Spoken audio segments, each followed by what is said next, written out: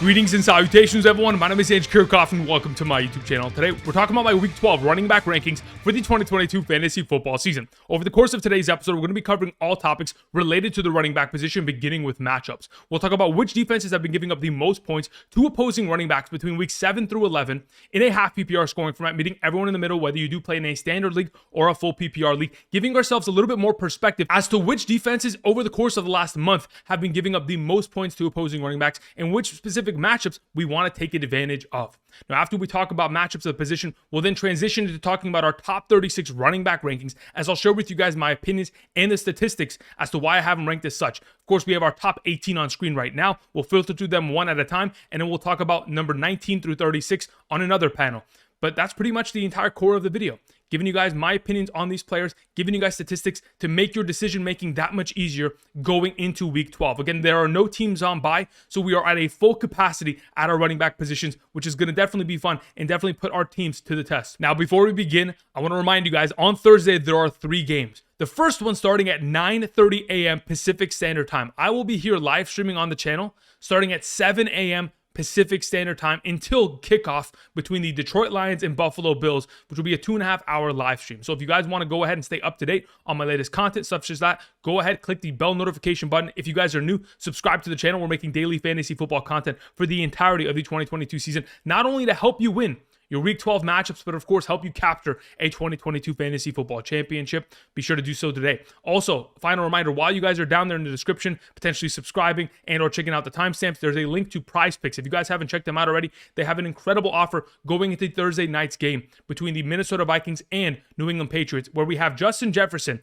All he has to really do is go more than 0.5 receiving yards, which is an automatic. So they're giving you a free square in an upcoming entry. Go ahead and check that out today. Use promo code Andrew when you sign up and make a first-time deposit, because when you use promo code Andrew, your first-time deposit is immediately doubled and up to $100. So you can go ahead, deposit 20, get an automatic 20 bonus. Deposit 50, get an automatic 50 bonus. And even if you don't have any players playing on Thursday night, you'll have something to look forward to. So go ahead and check out the link down in the description and use promo code Andrew. Thank you very much. All right, let's talk about our Week 12 running backs, beginning with matchups.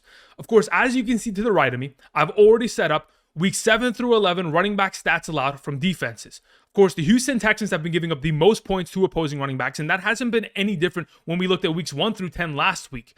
But over the course of the last 5 games here, or specifically 5 weeks, whether teams have played 4 games or 5 games, obviously based on bye weeks, we have found that the Houston Texans, Las Vegas Raiders, Los Angeles Chargers, Chicago Bears, again, some of these teams that have always been at the top of this category are still giving up a boatload of points on a weekly basis. Now, on the other end of the spectrum, of course, we have these stout defenses like New England Patriots, Washington Commanders, San Francisco 49ers, and Tennessee Titans, who don't give up many points. But the Detroit Lions are all the way down there at number 28. They have been fantastic as of the last 4 weeks, specifically against running backs, just stopping them on a weekly basis and not giving them very much upside within fantasy terms. That all being said, when we go ahead and encapsulate the entire fantasy running back statistics from targets, receiving yards, receptions, all of that, and add that to the running back conversation, it doesn't really give us an accurate depiction as to how these matchups will pan out. Therefore, we go ahead and isolate running back rushing statistics alone, because all the data that I've done in prior seasons and even this season has shown that receiving work does not determine and give more upside to a running back. It's more the potential team's willingness to target said running back that gets them the fantasy value, regardless of what defense they're playing up against. Therefore, when we isolate running back rushing statistics alone, we find that from rushing yards and rushing touchdowns, the Houston Texans are still at the top of this list, and at the very bottom of this list, only giving up 4.44 fantasy points per game to opposing running backs, are the Tennessee Titans, which have been unbelievably stout against the run. While on the other end of the spectrum, of course, we have some of these teams that we want to fire up our running backs against, like Houston, the Los Angeles Chargers, the Browns, the Giants, the Falcons, the Cincinnati Bengals, defenses that really cannot stop the run as of late, and in my mind, won't be able to do so once again this week. Either way, we'll give you some perspective on the matter regarding matchups, and throughout the course of today's video, it will be a little bit different. I'm not going to be going through individual panels because, again, we have another video coming out later tonight. But either way, now that you've gone ahead and seen this, we'll refer back to these statistics as we go throughout the course of today's video. And let's go ahead and begin with our number one for this week. It is Derrick Henry taking on the Cincinnati Bengals. Again, Derrick Henry in 6 out of his last 8 games has put up 20 or more fantasy points in a half PPR scoring format. He's coming off of a performance on Thursday Night Football against the Green Bay Packers last week, in which not only did he have a successful rushing game, he also had a passing touchdown to Austin Hooper in that game. Overall, He's a fantastic fantasy option. And speaking of touchdowns, he has had himself 2 or more touchdowns in 4 out of the last 6 games that he has played. With Ryan Tannehill coming back into this offense, obviously replacing Malik Willis while Tannehill was out with an ankle injury, it is only going to elevate this offense. And going forward, when they're taking on easier matchups, especially like the one in Cincinnati, giving up 18.45 fantasy points per game in terms of rushing statistics alone to opposing running backs as of late. We have seen Cincinnati get beat up, specifically Najee Harris this last week. A couple weeks ago, we saw Nick Chubb tear them apart on the ground. Derrick Henry's up next for a fantastic performance. Moving on to Austin Ekeler. Now, even though Austin Ekeler had his season low of 2 receptions on Sunday against the Kansas City Chiefs, he still was able to get himself a season-high 19 rushing attempts for 83 rushing yards and a rushing touchdown. Now, of course, the return of Keenan Allen is certainly going to reduce the amount of overall opportunities that are going to be sent in the direction of Austin Ekeler, and it's going to be the same as soon as we get a full, healthy Mike Williams back within this offense. But that all being said, there is still going to be this run-first approach that we're going to see from the Los Angeles Chargers in future weeks. And when they take on the Arizona Cardinals, who are giving up 15.8 fantasy points per game to opposing running backs in terms of rushing statistics alone over the course of the last 5 weeks here, it's a fantastic matchup. I'm expecting Austin Ekeler to look a lot like the way that Christian McCaffrey did last night on Monday Night Football against the Arizona Cardinals. McCaffrey had himself something like 7 targets, 7 catches, 67 yards, an incredible performance. But either way, we're expecting one of the best backs, Austin Ekeler, to not only be relevant on the ground, but also get himself more receiving production as the weeks go on here. Moving on, let's talk about Christian McCaffrey. Speaking of, he had himself a great game through the air, and he was still able to get himself over 100 total yardage, but 14.1 fantasy points without a touchdown. Man, everybody scored in that offense last night. If we were able to get one of those touchdowns, it went to Brandon Ayuk. I mean, Brandon Ayuk scored 2 touchdowns. So did George Kittle. Even Deebo Samuel had a 39-yard rushing touchdown. Anybody could have scored in that offense, and Christian McCaffrey just wasn't lucky enough last night to be able to find the end zone. But either way, 7 rushing attempts for 39 yards, 7 catches for 67 yards, and 14.1 fantasy points, all without a touchdown, is incredible numbers. Like I've talked about in the past, there are very few running backs that can put up this level of production without scoring a touchdown on a weekly basis. They take on the New Orleans Saints, an extremely advantageous matchup. And even though we have seen Elijah Mitchell be a far more efficient runner within this offense, we continue to see this team go back to Christian McCaffrey on a downly basis, whether it's on the ground or through the air. I'm expecting him to have himself another big week here because he is the primary number 1 receiving option of this offense. From weeks 8 through 11, since Christian McCaffrey has joined this organization, he has been the number 1 receiver in terms of targets and receptions, 22 targets, 19 catches, that has led to 161 yards and a touchdown. I'm expecting more of that going forward. Moving on to Kenneth Walker. Kenneth Walker, coming off the bye week, has himself an incredible opportunity here, taking on the Las Vegas Raiders. Just as of late, weeks 7 through 11, the Las Vegas Raiders have given up 15.2 points to Latavius Murray, 23.3 to Jonathan Taylor, 25.6 to Travis Etienne, 38.3 to Alvin Kamara, and then 13.7 to Dameon Pierce. There has been so much production coming in the direction of running backs against the Las Vegas Raiders. And when we're talking about a running back who is currently playing 76% of the offensive snaps for this team since becoming the starter, not only that, averaging 20 rushing attempts, 88 rushing yards, a rushing touchdown, and 19 fantasy points per game since becoming the starter, Kenneth Walker, an automatic play here as our number 4. Moving on to Saquon Barkley. Now, even though Saquon Barkley was pretty much nullified against the Detroit Lions, I'm expecting him to get back on track, especially up against the Dallas Cowboys, which is an advantageous matchup. Since week 7, the Dallas Cowboys have given up 71 rushing yards to 1 running back in each of the last 5 games that they have played. So if we go ahead, allow Saquon Barkley to get himself into a rhythm where he's not being caught in the backfield, where his offensive line is not falling apart. Maybe we get Evan Neal back this week. On Thursday night, we may be in a situation here where Saquon Barkley has himself another explosive game within a run-first offense that we know has to give him more opportunities. Again, when you get down to the goal line and Daniel Jones siphons a touchdown, it is going to happen. I mean, when you have a mobile quarterback, whether it is the Eagles, whether it is, Justin Fields and the Chicago Bears, mobile quarterbacks are always going to siphon away touchdowns. But going into this week, I'm hoping not only the yardage is going to be there, but the touchdown upside within the potential play of Saquon Barkley. Moving on to Jonathan Taylor, our number 6. Jonathan Taylor, again, another consecutive week of elite opportunity. 22 rushing attempts, had himself 3 catches on 4 total targets. Now, the main thing that I did witness when watching back this game was that he wasn't involved in the 2-minute drill offense. It was primarily Deion Jackson, which, again, isn't much of a surprise. Whether it was going to be Deion Jackson or Nyheim Hines, we know that Jonathan Taylor isn't getting that high upside receiving utilization that we'd like him to get. But either way, I think he's getting just enough touches. 25 this last weekend. Ended up getting himself 14.9 fantasy points. We would have loved to have seen more production from this offense, especially once they mounted a lead against the Philadelphia Eagles, run out the clock and dominate in that fashion. Unfortunately, weren't able to do so. They take on Pittsburgh. Again, another great week for Jonathan Taylor up ahead. Moving on to Josh Jacobs. Josh Jacobs has a couple things that I wanted to mention in regards to him. Besides the fact that he's coming off a week and playing 80% of the offensive snaps, and again, besides Devontae Adams, it is him. The team's success is going to be purely determined on those two players and whether or not they're able to produce with the opportunities given. Coming off a week where he had 24 rushing attempts, 109 rushing yards, and 3 catches for 51 receiving yards. 17.5 fantasy points without scoring a touchdown. Incredible numbers. Now he has an opportunity taking on the Seattle Seahawks, who most recently, prior to their bye week, gave up 162 rushing yards and a touchdown to the backs of Leonard Fournette and Rachaad White in that Germany game a couple weeks ago. This all being mentioned. When we're talking about Josh Jacobs and the success of the Las Vegas Raiders, if they want to win games, they have to give him the ball at a high capacity, and he has to surpass 80 rushing yards. And I'll tell you exactly why. Since 2020, the Las Vegas Raiders are 11-1 in games in which Josh Jacobs has 80 or more rushing yards. That's all we need.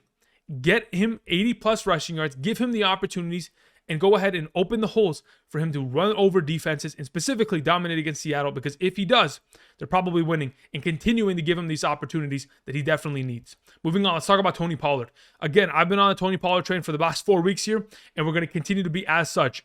He's coming off of an incredible performance, and I've told you guys, he has the home run hitting ability that Zeke does not. And even in the opportunities that Zeke is given, Tony Pollard is hyper efficient. They both had 15 rushing attempts, yet Tony Pollard had twice as many rushing yards in those overall opportunities. Not only that, for those of you who look at the production of Zeke having 2 rushing touchdowns on last Sunday's game against the Minnesota Vikings, just a reminder, for those of you who actually watched the game, prior to Zeke having that first rushing touchdown, the 2 prior rushing attempts were from Tony Pollard.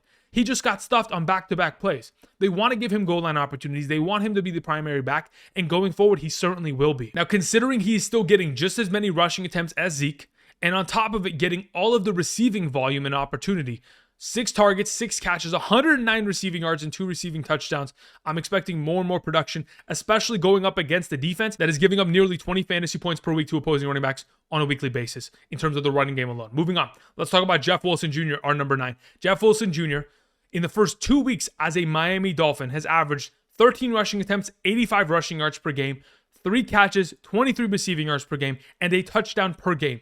18.0 fantasy points per game, and now he has the easiest matchup of the position in which they take on the Houston Texans. By far and away, easily going to be an RB1 this week, may even surpass this number 9 overall rank and dominate, because just looking at the last couple performances that we have specifically seen from running backs against Houston, whether it was Josh Jacobs, whether it was Derrick Henry, whether it was even this last weekend, we didn't see Brian Robinson have himself an incredible week.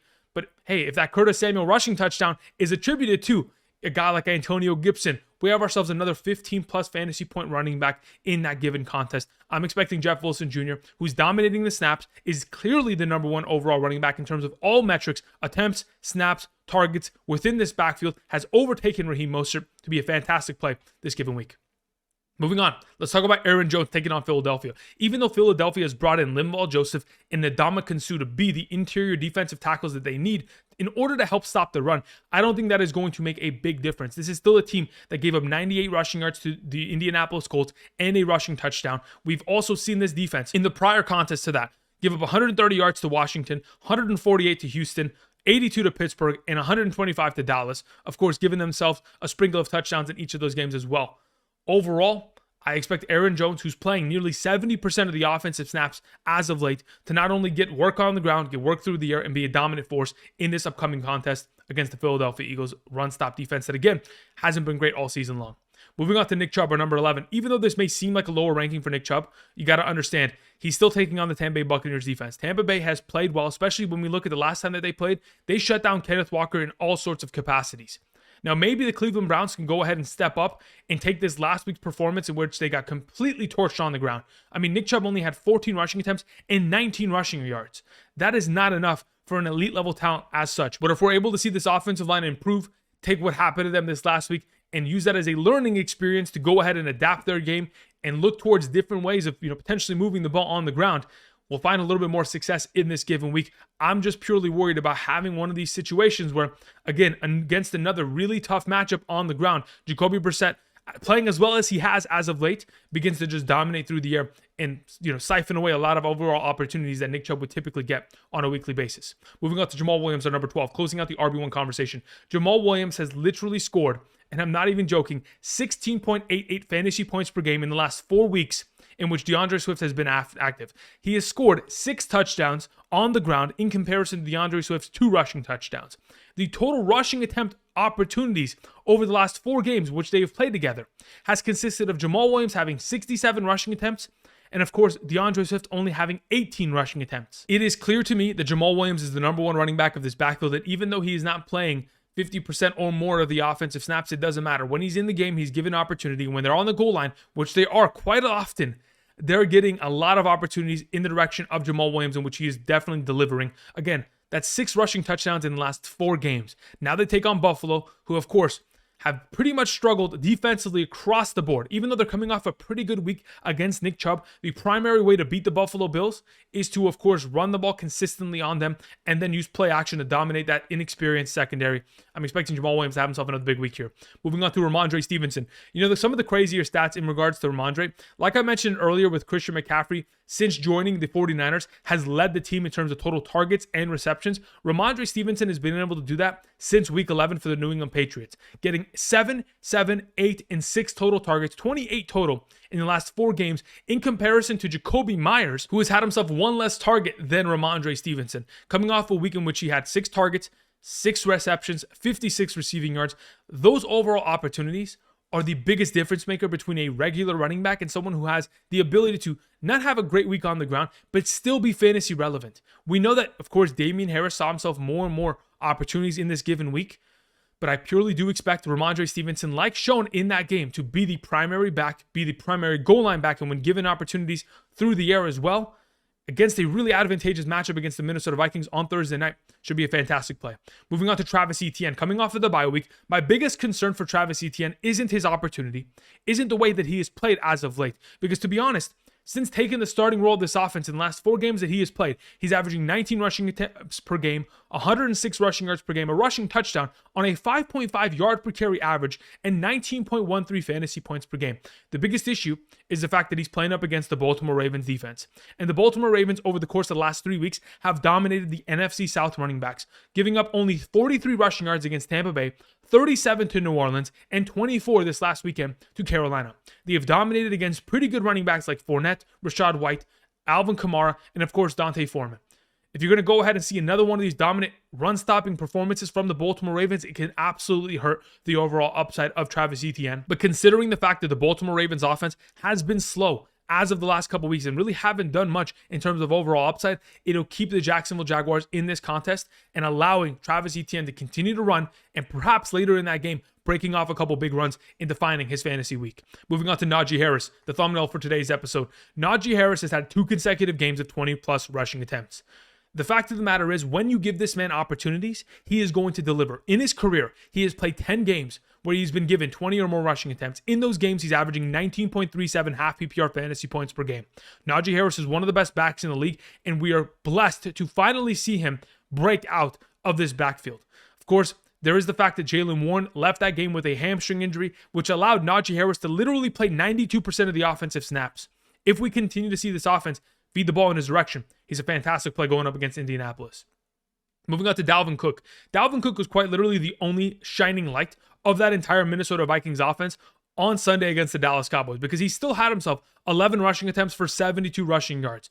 Again, not the greatest week, but in terms of efficiency, a 6.55 yard per carry average is incredible to see. Dalvin Cook has himself home run hitting ability, and even though they're coming off of a beatdown in which, of course, they're going to have to just let that slide off their back, going up against the New England Patriots is not an easy matchup either. They're one of the best defenses in terms of stopping opposing running backs. And the fact of the matter is, the offensive line for the entire Minnesota Vikings is not healthy. Christian Darrisaw, one of the best left tackles in the National Football League, he's not going to be available on Thursday night. And that is definitely going to be a huge difference maker in the overall productivity of this team. Again, it's going to be primetime Kirk Cousins. I'm not 100% excited about the matchup. Therefore, I think it's going to impact the overall upside of Dalvin Cook. Moving on, let's talk about James Conner. Speaking of potential matchups and upside, my goodness, James Conner has that this week, taking on the Los Angeles Chargers, who are giving up nearly 24 fantasy points per game in terms of rushing statistics alone to opposing running backs since week 7. Not only do we have an incredible matchup on hand, we're coming off of a week on Monday night in which, even though we had Colt McCoy and this offense really sputtered in the second half, James Conner still found himself the end zone, and this is going to be another consecutive week in which he's being given ample opportunity. 14 rushing attempts, 5 targets. Even with Colt McCoy, it doesn't bother me because once we get Kyler Murray back, it only opens this offense up more to the potential of defenders having to, contain the rushing ability of Kyler Murray, which will allow James Conner to feast. Over the course of the last 5 games here, we have seen the Los Angeles Chargers give up a lot of statistics to running backs, specifically Seattle, 209 rushing yards, 2 touchdowns. Atlanta, 177 rushing yards, 2 touchdowns. San Francisco, 127 and a touchdown. And Kansas City this last week, even though their running backs don't score touchdowns, they combined for 140 rushing yards on 23 attempts. I think James Conner has himself incredible opportunity this week. Moving on to Joe Mixon to close out our first panel of running back rankings. As our number 18, I'm a little bit concerned about the matchup. I'm assuming that he's going to clear concussion protocol and play this week. If he doesn't, of course, Samaje Perine will be a little bit lower ranked, but the primary reason why I do not trust Joe Mixon is the Tennessee Titans matchup, who are literally only giving up 4.44 fantasy points per game since week 7 to opposing running backs on a per weekly average. That in itself scares me. Now, even though the last time these two teams faced in the NFL playoffs this last season, we saw Joe Mixon, 14 rushing attempts, 54 yards, a touchdown, had himself 7 targets, 6 catches, 51, 19.5 fantasy points in that game. Even though we saw incredible production there, my concern is that the production that we saw from Samaje Perine this last week in the receiving game gets Samaje Perine more utilization. And the fact that this Tennessee Titans run-stopping defense has played so well, and they're only giving up 2.81 yards per carry on average this season since week 7, leads me to believe that we're going to see a lot of sprinkles of Samaje Perine and Joe Mixon both getting receiving work. And of course, the last time these two teams played, they sacked Joe Burrow 9 times. If we're going to have problems like that, of course, Joe Mixon will have receiving upside, but there could be less overall opportunities in the running game, which obviously lowers his overall potential. Let's move on. Let's talk about our number 19. We have Alvin Kamara. Alvin Kamara is in a fantastic position every single week to score. Unfortunately, does not find the end zone. This is 3 consecutive weeks where he has not scored a touchdown and has been very underwhelming in terms of fantasy purposes. And he takes on the San Francisco 49ers this week. The fact that they have 3 backup offensive linemen starting with their center, left guard, and left tackle all backups at this current moment in time, I was surprised that they were able to do anything against the Los Angeles Rams. But the Rams, of course, they fell apart. Either way, the lack of red zone rushing opportunity down in the 5-yard line plus range, where we're able to get yourself 1 rushing attempt automatically scored and makes your entire fantasy week. We'd love to see that. But until then, we're going to purely have to hope that Andy Dalton continues to look in the direction of Alvin Kamara in the receiving game, and maybe in those opportunities, he's able to break off a reception and find himself in the end zone for this given week in a tough matchup. Moving on to Antonio Gibson. Antonio Gibson somehow, someway played almost 68% of the offensive snaps on Sunday. Brian Robinson had less rushing attempts and less overall opportunity, as Antonio Gibson seems to have now taken back the primary role. Again, when we're talking about efficiency at the running back position, in comparison between these two backs, Antonio Gibson should be the starter. 18 rushing attempts for 72 rushing yards, all while, Brian Robinson still only averaging about 3.3 yards per carry on average. It's not a great look, especially when you have Antonio Gibson, who is adept in the receiving game. When you're able to get him 3 targets, 3 receptions for 31 yards, it opens up your offense more, especially considering J.D. McKissic is now on the injured reserve. It opens up more opportunity for Antonio Gibson. They take on Atlanta, one of the easiest matchups. Let's mention a couple performances since week 7. Mixon, 16.6. Foreman, 31.8. Ekeler, 20.6, Foreman again, 19.0, and David Montgomery this last week, 19.6. A lot of incredible opportunities and a lot of production from running backs as late against the Falcons defense. Moving on, Dameon Pierce. Dameon Pierce is coming off the worst week of his season. 10 rushing attempts for 8 yards. That all being said, with a 0.8 yard per carry average, that's pretty ridiculous, right? He takes on the Miami Dolphins, which again, the Miami Dolphins haven't been the worst defense, but they've certainly given up their fair share of stats as of late. Nick Chubb, a couple weeks back, 11 rushing attempts, 63 yards and a touchdown. Jamaal Williams, of course, 10 rushing attempts, 53 and 2 touchdowns. Dalvin Cook, 13, 77 and 1. There have been successful running backs against this defense. Now, can I 100% guarantee that Dameon Pierce is going to be in that conversation of getting himself 50 to 60 rushing yards, getting himself a touchdown? That's the hope. And if he's able to do so, he'll finish his week with about 12 to 13 fantasy points. But if he's not able to find the end zone, the overall upside of this offense is certainly not there. And I think they're going to get boat raced out of the building very quickly. And when they are, Dameon Pierce is certainly going to have to rely upon receiving work to level out his overall fantasy week. Moving on, let's talk about Miles Sanders. Miles Sanders has had himself 2 tough matchups back-to-back. Taking on Indianapolis and Washington have been no joke. But hopefully this upcoming week against Green Bay, who has given up 87 yards and a touchdown to Derrick Henry as of late, and of course to Tony Pollard, 115 rushing yards and a touchdown, there could hopefully be another great performance here down the line for Miles Sanders. This team needs to get back to running the ball and killing clock and dominating the game like they've certainly done earlier on in the season. Over the last 2 weeks, they've certainly been challenged, and it seems like a lot of teams are looking at the Philadelphia Eagles and thinking, wow, the Russians been cut. They're beatable. They're not, an impossible team to beat. And the team's gaining confidence and approaching as such, specifically a team like Green Bay with nothing to lose.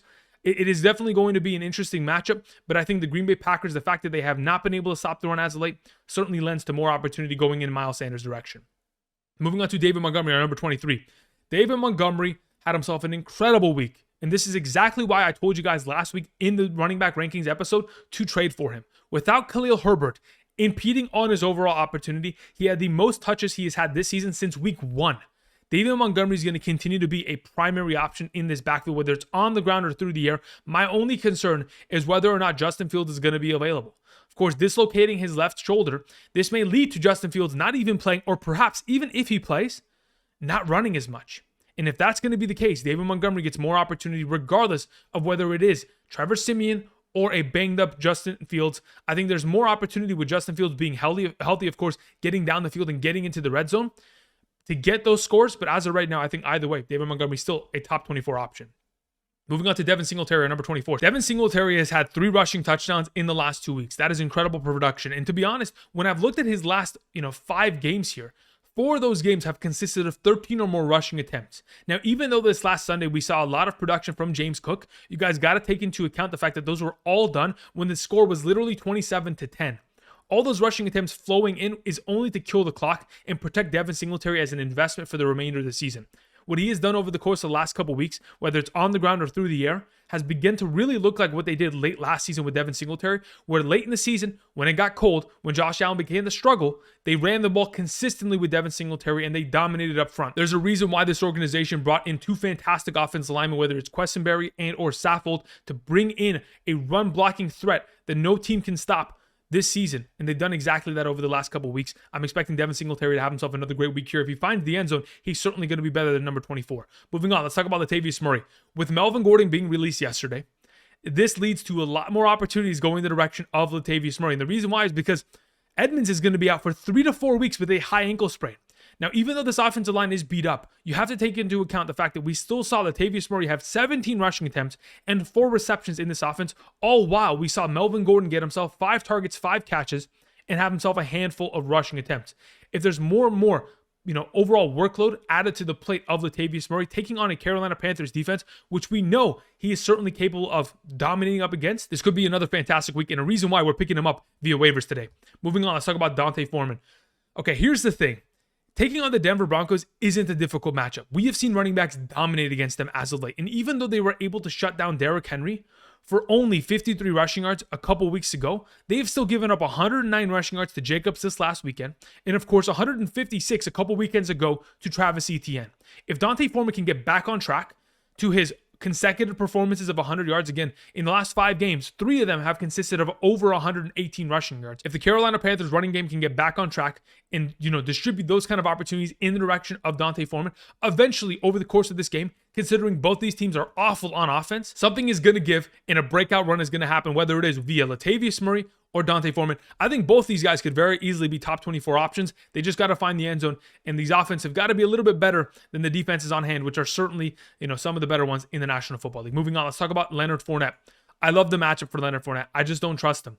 He's coming off a hip injury, of course, a bye week, but the last time we saw him play, he still was efficient, 57 rushing yards on 14 attempts and a rushing touchdown, but Rachaad White had his breakout game. and prove to everyone that he probably deserves more rushing attempts. And if this is going to be the case and they're going to run all over Cleveland, sure, there is a chance that Leonard Fournette finds the end zone, similar to a lot of the other running backs as of late. Of course, Buffalo 164 and a touchdown against Cleveland last week. The week prior to that, Miami went for 195 and 2 touchdowns against Cleveland's defense. There is a lot of upside here, but there's always a lot of potential that Leonard Fournette sees less work in the running game and is predominantly going to be the third down back going forward as a pass blocker and receiver. Moving on to Raheem Mostert. In the last 2 games, even with Jeff Wilson Jr., Raheem Mostert is still averaging 12.65 fantasy points per game. Now, this predominantly has to do with the fact that he's averaging a touchdown per game on the ground, and now they take on the best matchup at the position, taking on the Houston Texans. I expect Jeff Wilson Jr. to be a top 12 running back option.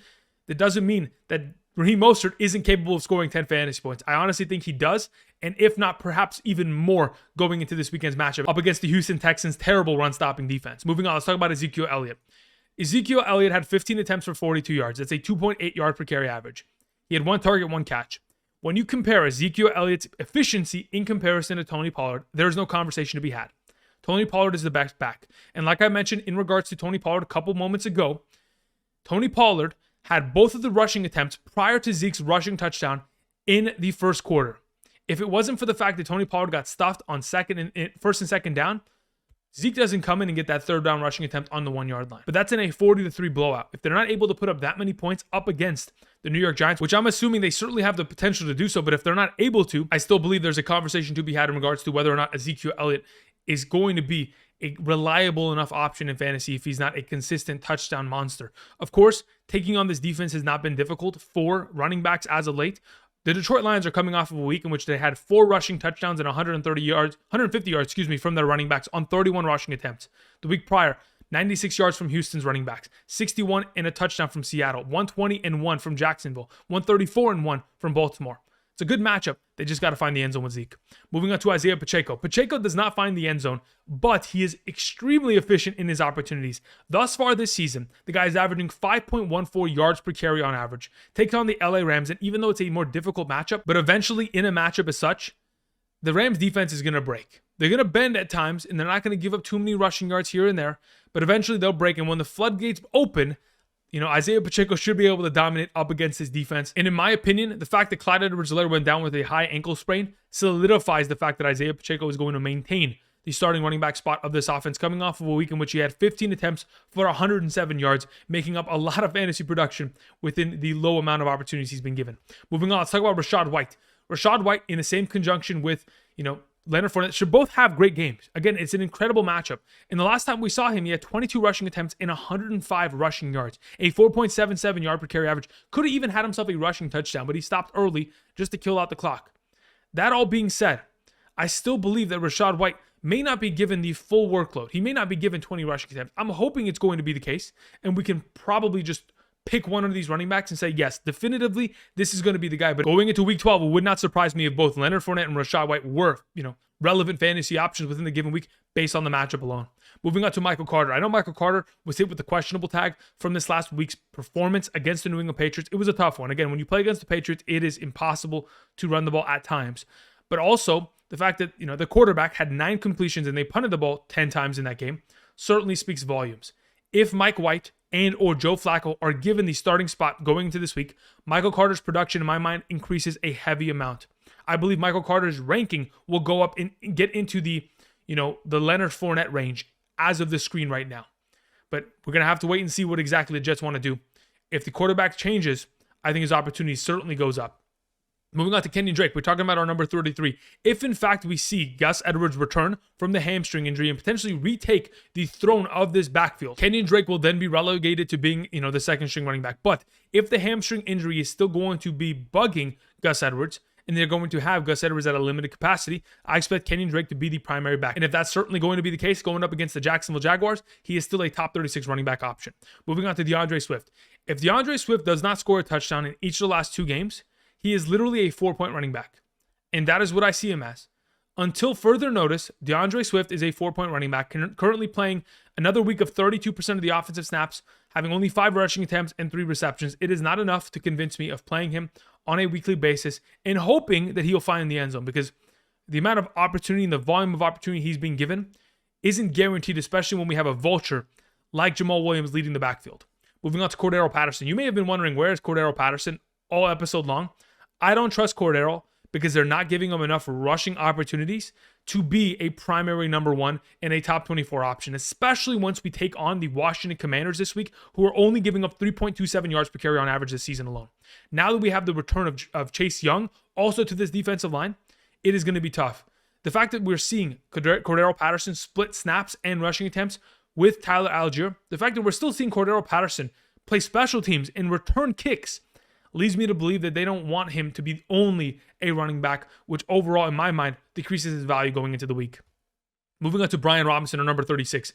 Even though he was given 15 rushing attempts, again, the hyper inefficiency of his overall play leads me away from his direction because, again, even though you're going to get yourself double-digit opportunities, if you're not able to find the end zone and you're not getting any receiving work, you're not going to be reliable enough. And even though the Atlanta Falcons matchup is extremely advantageous, it still leans me in the direction where I'm more reluctant to start Brian Robinson within a given week than excited. This is going to cover my top 36 running back rankings for week 12. If you guys have not yet already, be sure to subscribe, click the like button down below. Later today, we will have our wide receiver video out, ready to go. Tomorrow, we'll talk about some quarterbacks and tight ends. Thursday morning, starting at 7 a.m. Pacific Standard Time, I'll be live streaming here on the channel. So be sure to tune in, subscribe, click the bell notification button. And of course, check out PrizePicks. Like I talked about a little bit earlier, you can go ahead and make an entry with this free square of Justin Jefferson, 0.5 receiving yards. Take the more on that, accompany that with a couple other entries on Thursday night, and have something to look forward to, even if you don't have any players playing on Thursday night's games. Thank you, everybody, for watching.